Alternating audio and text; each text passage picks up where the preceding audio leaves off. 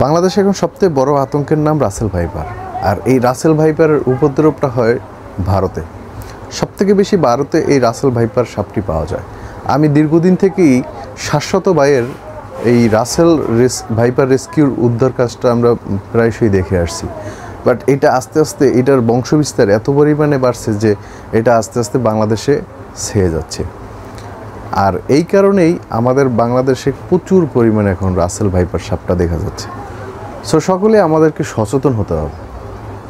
রাসেল ভাইপারটার নর্মালভাবে দেখা যাবে না। আর বর্তমানে সোশ্যাল মিডিয়ায় এত পরিমাণে এই সাপটা নিয়ে তোলপাড় হচ্ছে, যার কারণে মানুষ আতঙ্কিত হয়ে যাচ্ছে। সো আমরা আতঙ্কিত না হয়ে সচেতন হই।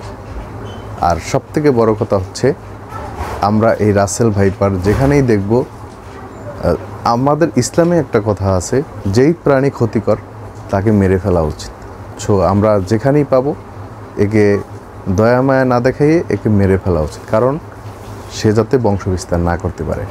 আর সবথেকে বেশিরভাগ কারণ হচ্ছে এই যে ঘূর্ণিঝড় রেমাল গেল, প্রচুর পরিমাণে পানি হওয়াতে ওদের যে ঘন জঙ্গলে যে জায়গায় ওরা থাকতো সেই জায়গাটার নষ্ট হয়ে যাওয়ার কারণে ওরা যেই সব জমিতে উঁচু এবং বৃষ্টির পানি যায় না সেইগুলোতে বেশি বংশবিস্তার করতে এরা পছন্দ করে। সো সকলেই এটা থেকে সতর্ক থাকা উচিত। এবং এত পরিমাণে বাংলাদেশে এই সাপটা ভাইরাল হয়েছে যে মানুষ এখন ডোরা সাপ দেখলেও বলে রাসেল ভাইপার। সো সকলেই আতঙ্কিত না হয়ে সচেতন হই। আর সচেতন হলে আমাদের আশেপাশের লোকগুলো ভালো থাকবে। আর গ্রাম অঞ্চলে এমন একটা বিষয় যে আপনি যদি কোনো কিছু তিল বানান, সেটাকে তারা তাল আপেল মানে যত বড় বানানো দরকার তারা বানাবে। সো অবশ্যই আপনি সতর্ক থাকবেন এবং সচেতন থাকবেন, যার মাধ্যমেই আপনি এই রাসেল ভাইপার সাপ থেকে নিরাপদ হবেন। দেখুন, কম বেশি সাপ সব জায়গায় আছে, বিশেষ করে অজগর সাপ, বিশেষ করে খইয়াপানা সাপ, যেসব সাপগুলো আমাদের আশেপাশেই থাকে, ঘরের আশেপাশেই থাকে, এগুলো কিন্তু সচরাচর থাকে। বাট এত পরিমাণে ভাইরাল না হতে মানুষ কিন্তু ওটার কথা ভুলেই গেছে। এদিকে রাসেল ভাইপার নিয়ে খুব ব্যস্ত। অথচ আরও অন্য সাপও কিন্তু ঘরের আশেপাশে আনাচে কানাচে থাকতে পারে। সো অবশ্যই আমাদের সতর্ক হতে হবে এবং সচেতন হতে হবে। এখন মূল বিষয় হচ্ছে, এই সাপটার বিষ এত পরিমাণে জখম করে যে খুব দ্রুতই আপনাকে আপনার হাত হোক, পা হোক বা শরীরের যে কোনো জায়গা হোক, ও ফ্র্যাকচার করতে খুব সময় কম নেয়। যেমন আমি যার কথা বলছিলাম প্রথমে এই ভিডিওর, শাশ্বত ভাই, তিনি কিন্তু খুব অভিজ্ঞ লোক। হঠাৎ এই মাসখানেক আগে তাকে ওই চন্দ্রগোড়া সাপ যে রাসেল ভাইপার, ওনাকে এই হাতে ওনার কামড় দিয়েছে, যার কারণে উনি হাতটা, আমি অবশ্য ভালো করে ওটা দেখি নাই যে ওনার আঙ্গুলটা উনি রাখতে পারছে কিনা। সো এত অভিজ্ঞ লোক হওয়ার পরেও কিন্তু তাকে কামড়ে দিয়েছে।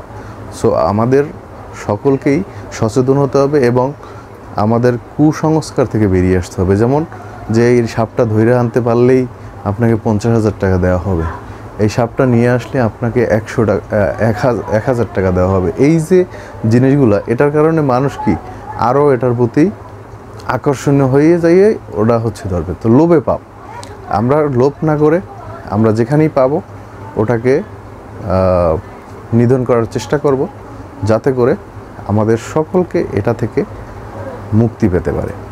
আর প্রথমেই বলা হয়েছে যে আতঙ্কিত নয়, সচেতনই হচ্ছে এই রাসেল ভাইপার থেকে আমাদের বাঁচার লক্ষণ। সো আমরা গুজবে কান্না দিয়ে, আমরা তিলকে তাল না বানিয়ে কীভাবে সচেতন থাকা যায় এবং কীভাবে এটার অ্যান্টিভেনাম তৈরি করা যায় সেই বিষয়ে সকলে চেষ্টা করব এবং সকলকে সচেতন করব, যাতে এরকম সাপ দেখলে যেন দ্রুতই কোনো সচেতন ব্যক্তিকে জানানো হয় এবং এখানে যে নাম্বারগুলো দেওয়া আছে সেই নাম্বারগুলোতে যোগাযোগ করে তাদের কাছে আপনারা এটাকে ছেড়ে দিন। কোনোভাবেই আপনি সাহসিকতা দেখাতে যাবেন না এবং আপনি যদি এটাকে নিধন না করতে পারেন, আপনি কোনোভাবেই তার কাছে যাবেন না। যে সাহসী এবং যে এটা সম্পর্কে ভালো বুঝবে, জানবে, তাদেরকে আপনারা পাঠান। সো অতি লোভ দেখাতে যায়েন না, লাস্টে অকালে প্রাণটা হারায়েন না।